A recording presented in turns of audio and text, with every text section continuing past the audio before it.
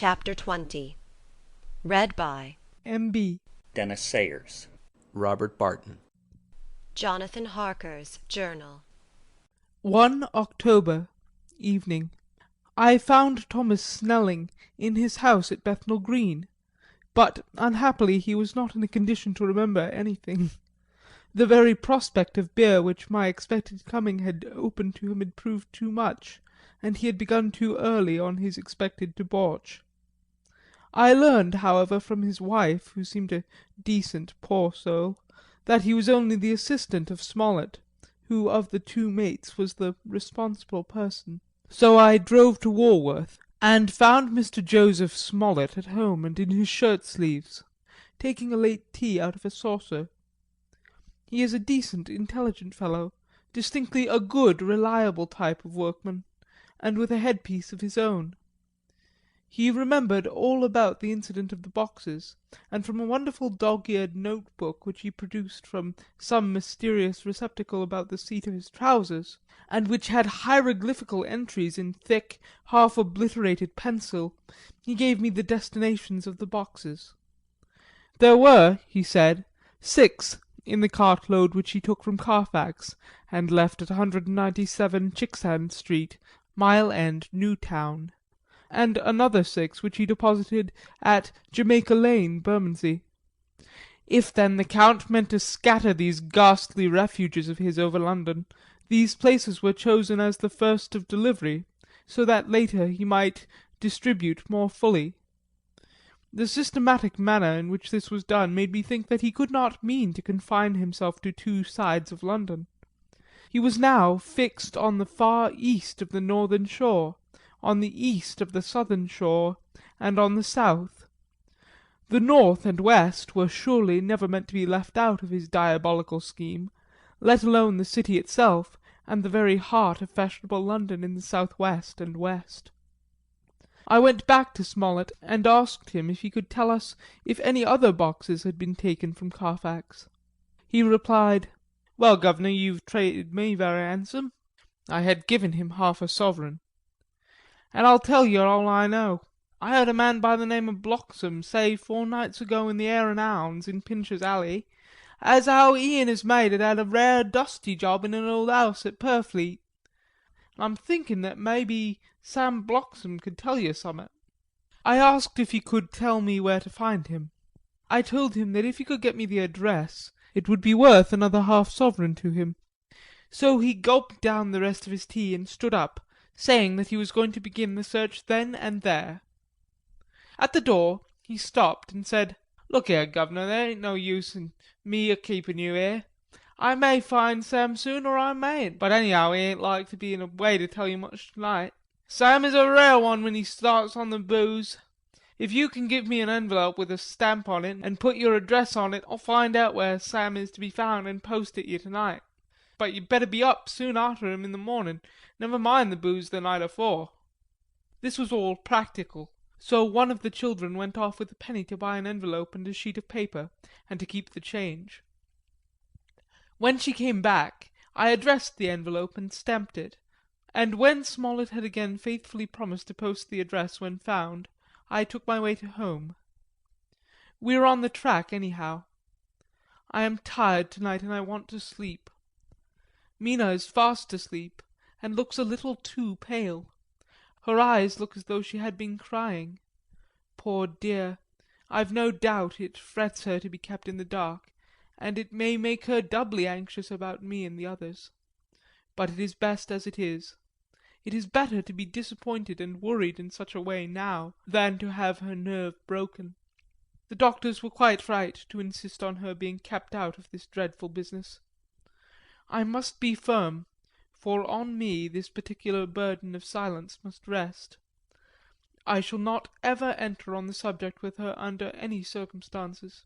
Indeed, it may not be a hard task, after all, for she herself has become reticent on the subject, and has not spoken of the Count or his doings ever since we told her of our decision. 2 October, evening. A long and trying and exciting day.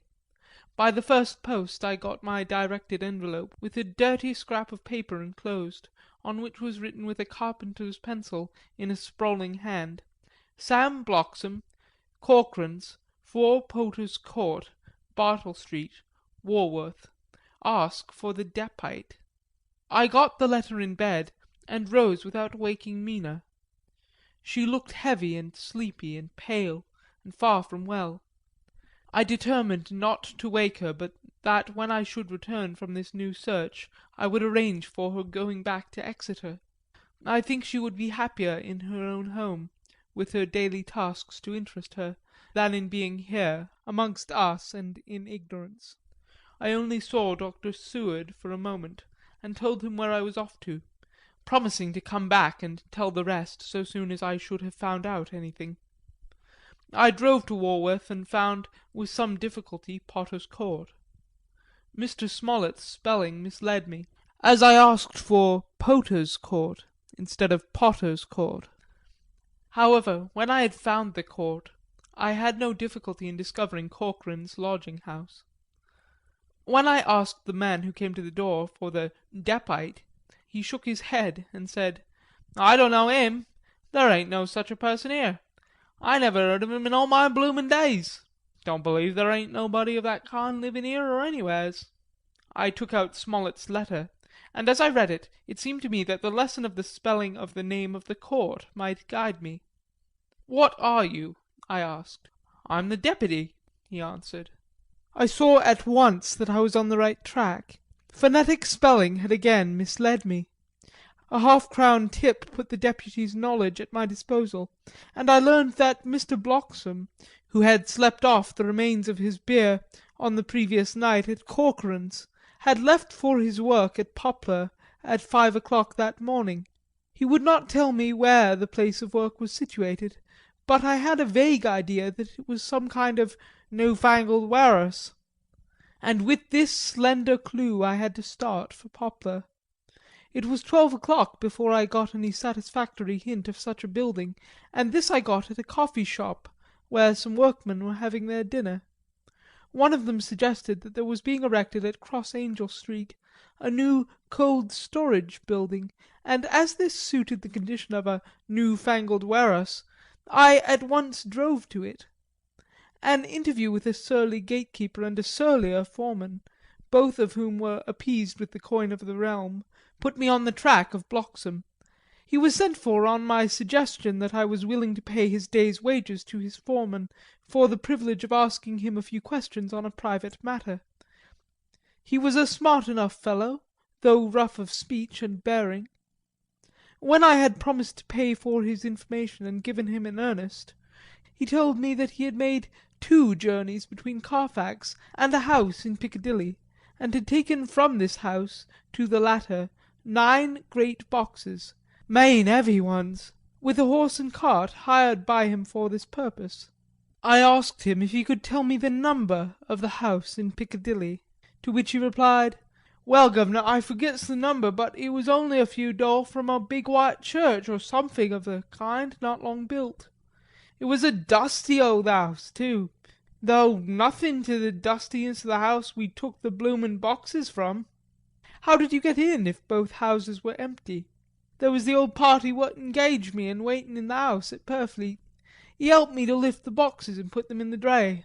Curse me, he was the strongest chap I ever struck, and him a old feller, with a white moustache, one that thin you would think he couldn't throw a shadder."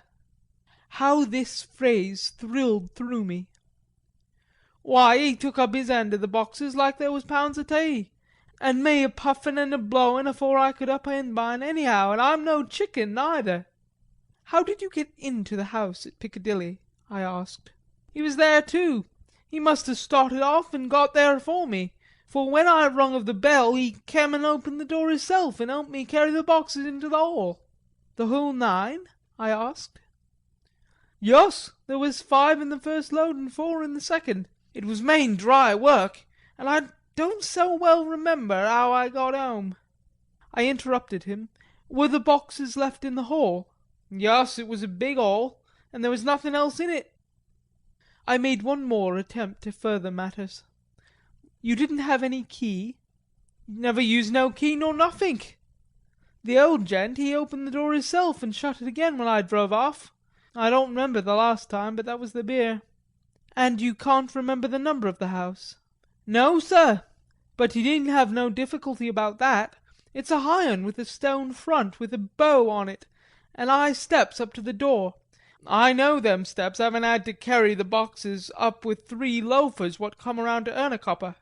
The old gent gave 'em shillin's, and they, seein' they got so much, they wanted more, but he took one of them by the shoulder and was like to throw 'em down the steps, till the lot of them went away cussin'."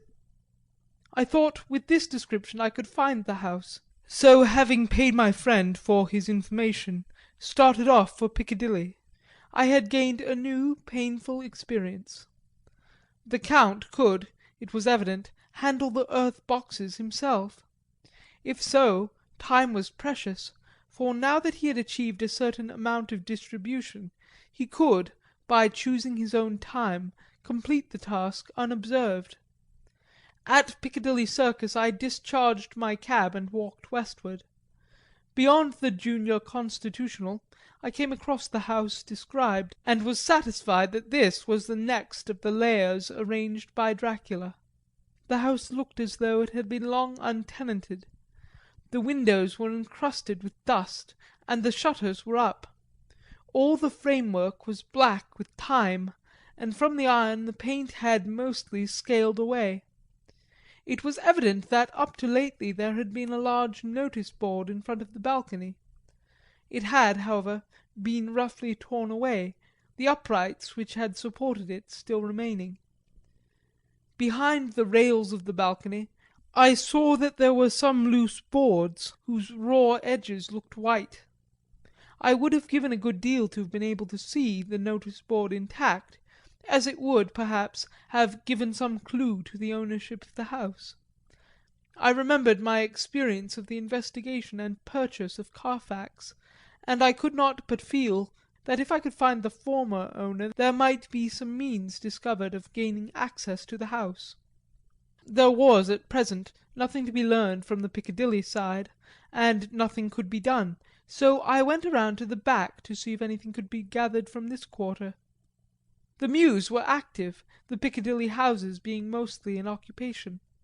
I asked one or two of the grooms and helpers whom I saw around if they could tell me anything about the empty house.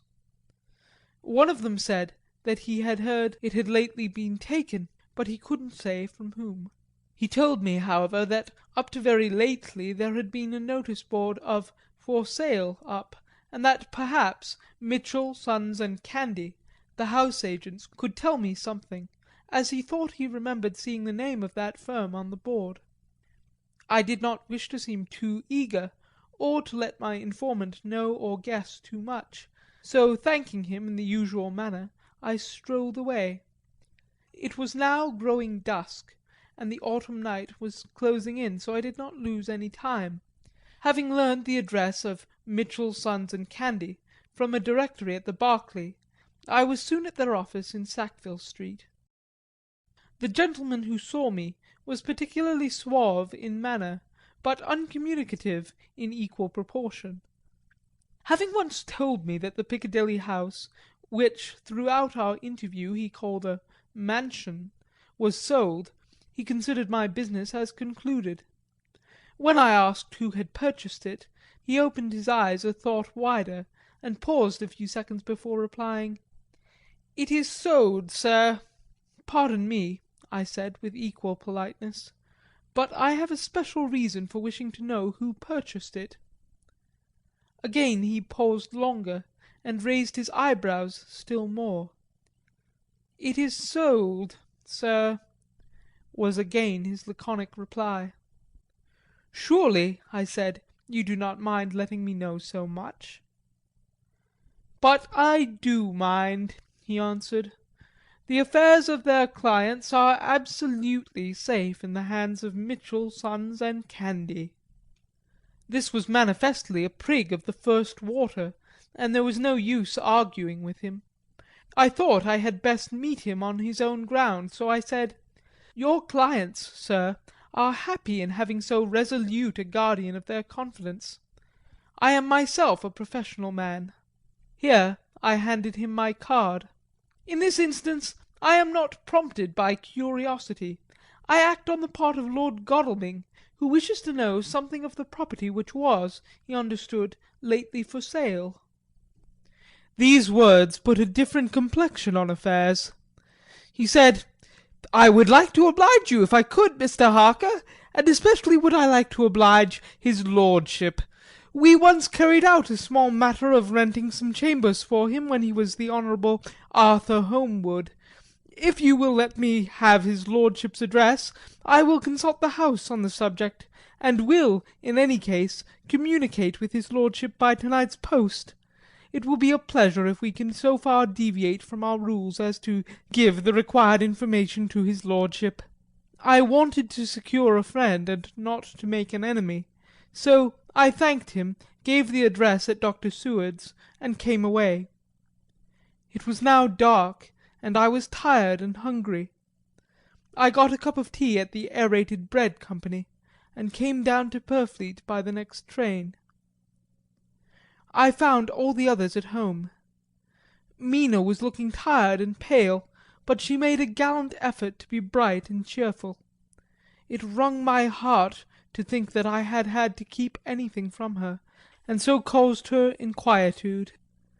Thank God, this will be the last night of her looking on at our conferences and feeling the sting of our not showing our confidence. It took all my courage to hold to the wise resolution of keeping her out of our grim task. She seems somehow more reconciled, or else the very subject seems to have become repugnant to her, for when any accidental allusion is made she actually shudders. I am glad we made our resolution in time, as with such a feeling as this our growing knowledge would be torture to her.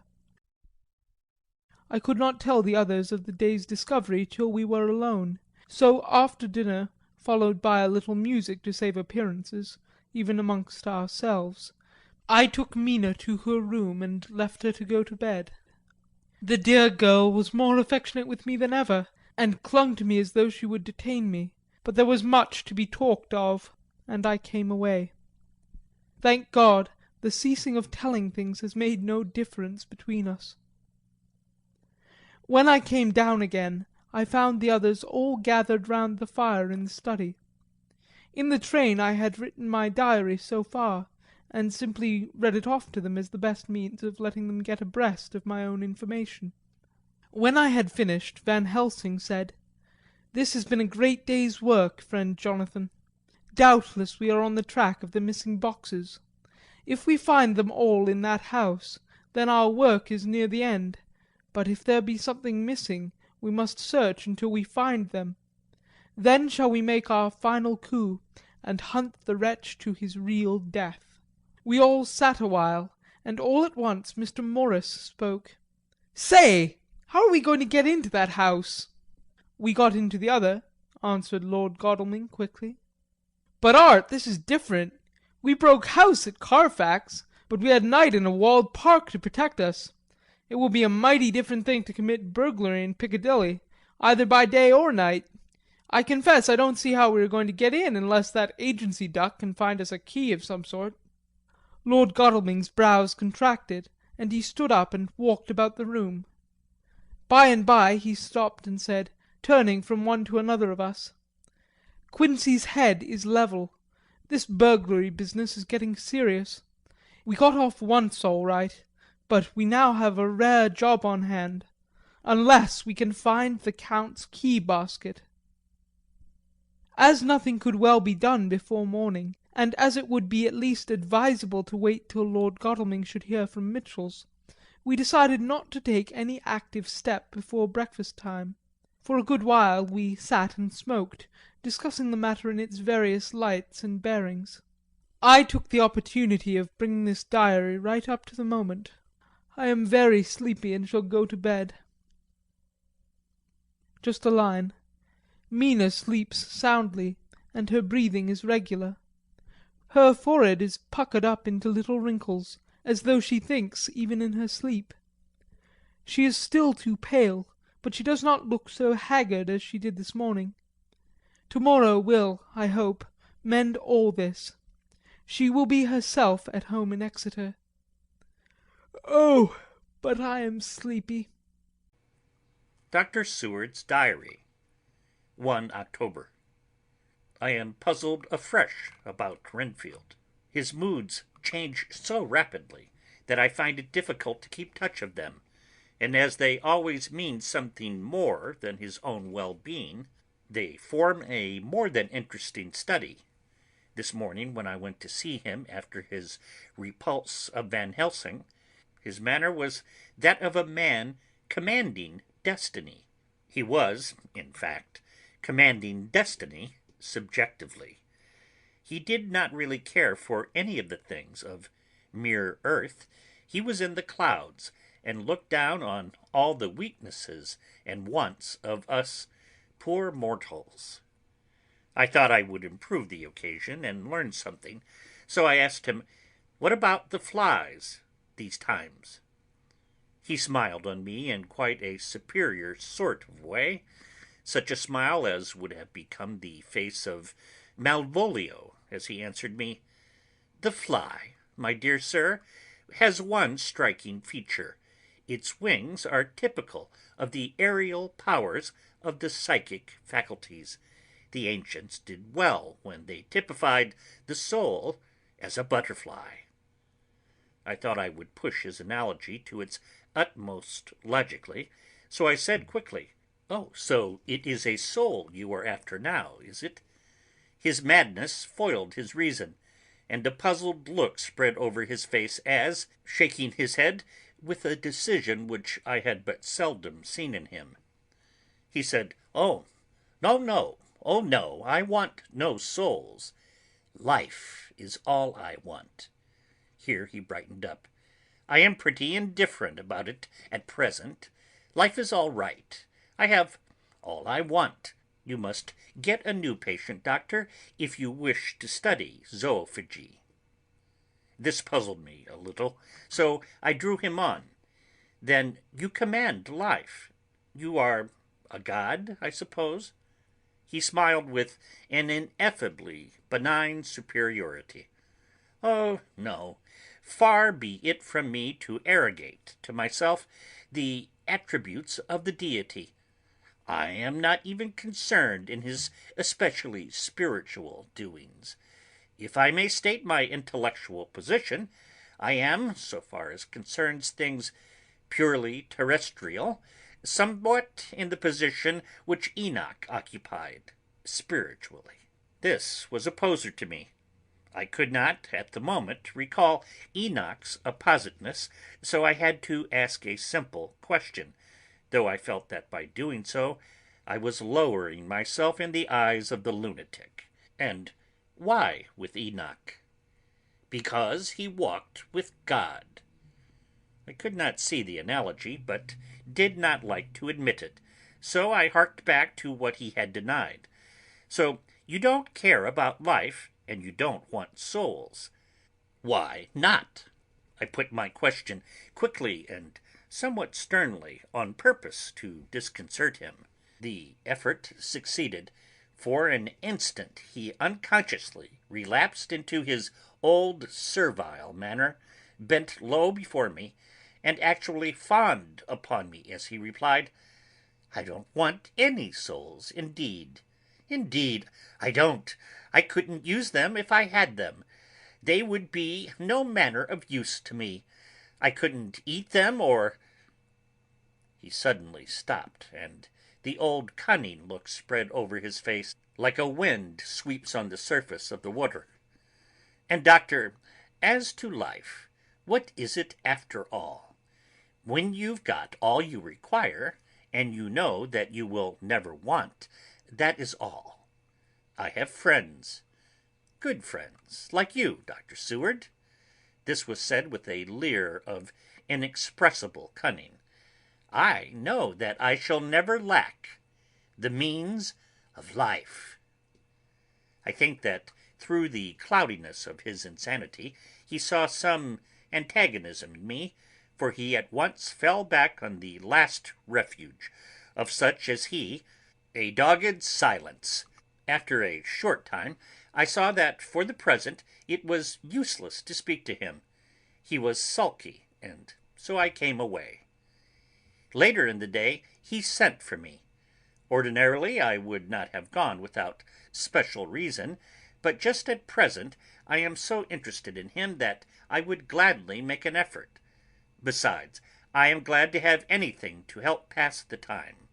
Harker is out following up clues, and so are Lord Godalming and Quincey. Van Helsing sits in my study poring over the record prepared by the Harkers. He seems to think that by accurate knowledge of all details he will light up on some clue. He does not wish to be disturbed in the work without cause. I would have taken him with me to see the patient, only I thought that after his last repulse he might not care to go again. There was also another reason.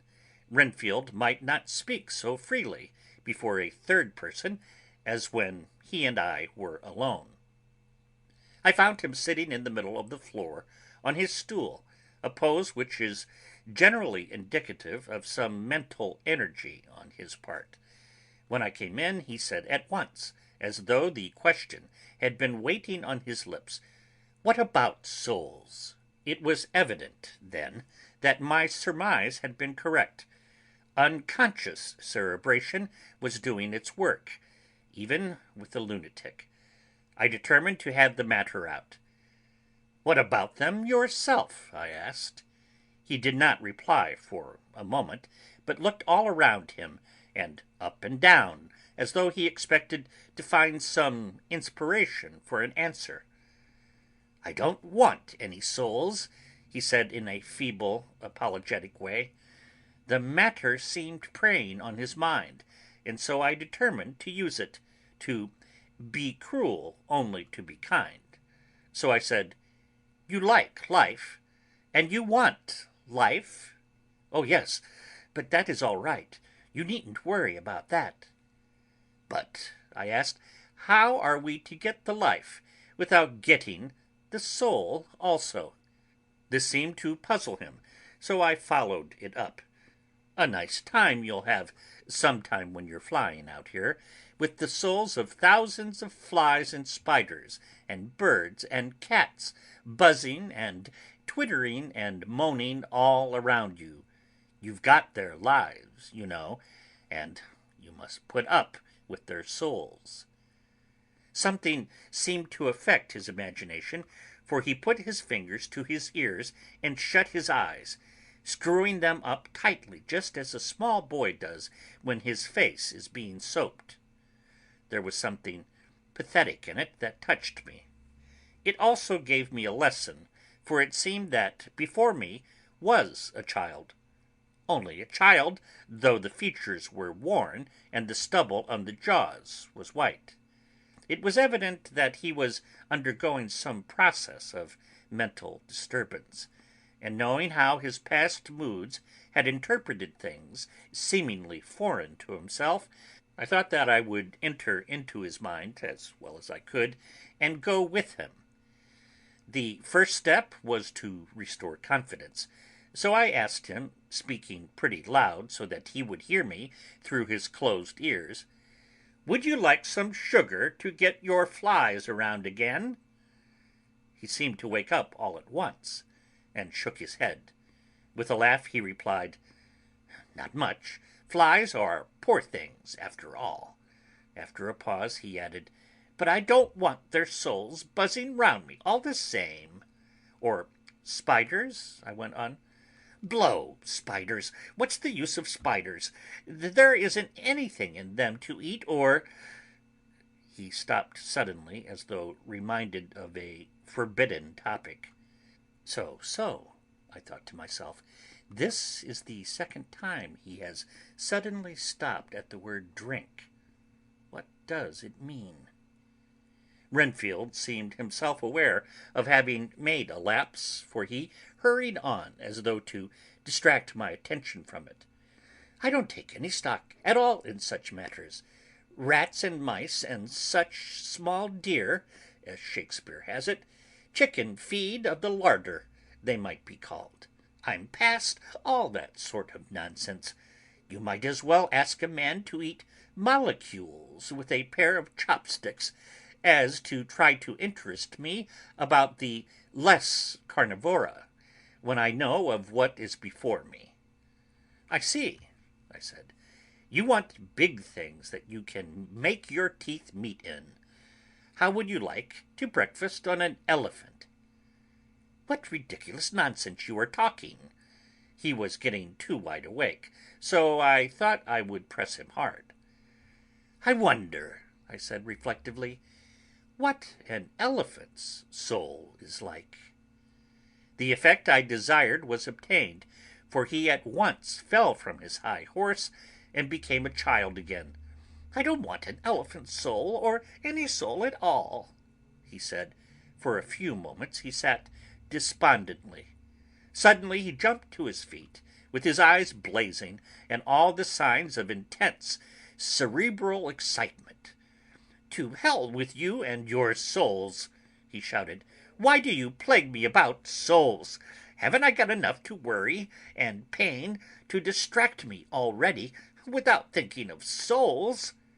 He looked so hostile that I thought he was in for another homicidal fit, so I blew my whistle.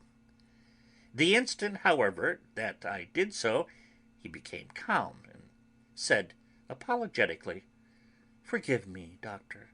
I forgot myself. You do not need any help.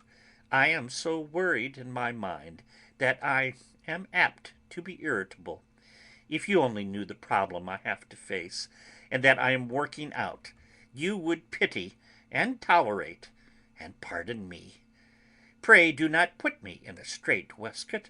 I want to think, and I cannot think freely when my body is confined. I am sure you will understand." He had evidently self-control, so when the attendants came, I told them not to mind, and they withdrew. Renfield watched them go.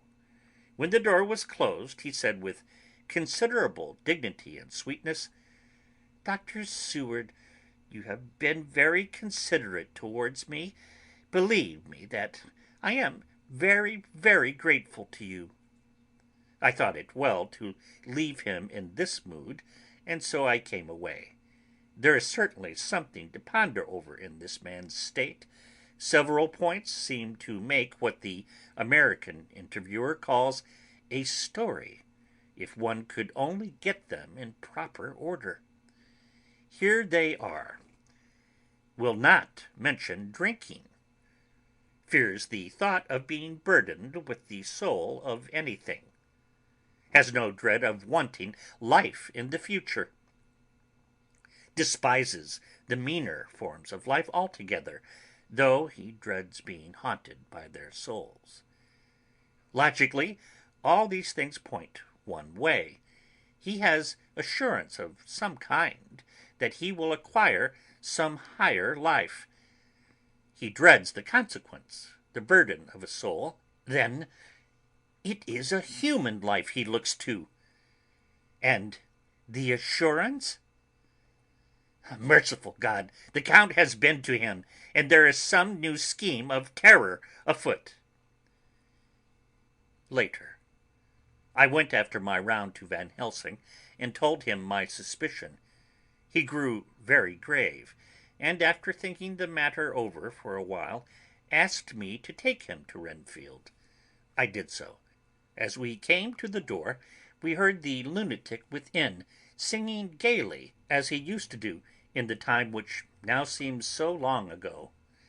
When we entered, we saw with amazement that he had spread out his sugar as of old. The flies, lethargic with the autumn, were beginning to buzz into the room. We tried to make him talk of the subject of our previous conversation, but he would not attend. He went on with his singing just as though we had not been present. He had got a scrap of paper and was folding it into a notebook. We had to come away as ignorant as we went in. His is a curious case indeed. We must watch him tonight. Letter, Mitchell, Sons, and Candy, to Lord Godalming. 1 October. My Lord, we are at all times only too happy to meet your wishes. We beg with regard to the desire of your lordship expressed by Mr. Harker on your behalf to supply the following information concerning the sale and purchase of number 347 Piccadilly. The original vendors are the executors of the late Mr. Archibald Winter Suffield. The purchaser is a foreign nobleman, Count de Ville, who effected the purchase himself, paying the purchase money in notes over the counter, if your lordship will pardon us using so vulgar an expression. Beyond this we know nothing whatever of him. We are, my lord, your lordship's humble servants, Mitchell, Sons, and Candy. Dr. Seward's Diary, 2 October. I placed a man in the corridor last night and told him to make an accurate note of any sound he might hear from Renfield's room, and gave him instructions that if there should be anything strange he was to call me. After dinner, when we had all gathered round the fire in the study, Mrs. Harker having gone to bed, we discussed the attempts and discoveries of the day. Harker was the only one who had any result, and we are in great hopes that his clue may be an important one. Before going to bed, I went round to the patient's room and looked in through the observation trap. He was sleeping soundly. His heart rose and fell with regular respiration. This morning the man on duty reported to me that a little after midnight he was restless and kept saying his prayers somewhat loudly. I asked him if that was all. He replied that it was all he heard. There was something about his manner so suspicious that I asked him point blank if he had been asleep. He denied sleep, but admitted to having dozed for a while. It is too bad that men cannot be trusted unless they are watched. Today Harker is out following up his clue, and Art and Quincey are looking after horses. Godalming thinks it will be well to have horses always in readiness, for when we get the information which we seek, there will be no time to lose. We must sterilize all the imported earth between sunrise and sunset. We shall thus catch the Count at his weakest, and without a refuge to fly to. Van Helsing is off to the British Museum, looking up some authorities on ancient medicine. The old physicians took account of things which their followers do not accept, and the professor is searching for witch and demon cures which may be useful to us later. I sometimes think we must all be mad, and that we shall wake to sanity in strait waistcoats. Later. We have met again.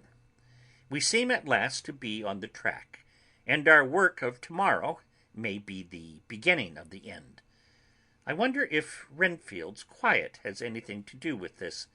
His moods have so followed the doings of the Count, that the coming destruction of the monster may be carried to him some subtle way. If we could only get some hint as to what passed in his mind between the time of my argument with him today and his resumption of fly-catching, it might afford us a valuable clue. He is now seemingly quiet for a spell. Is he? That wild yell seemed to come from his room. The attendant came bursting into my room and told me that Renfield had somehow met with an accident. He had heard him yell, and when he went to him, found him lying on his face on the floor, all covered with blood. I must go at once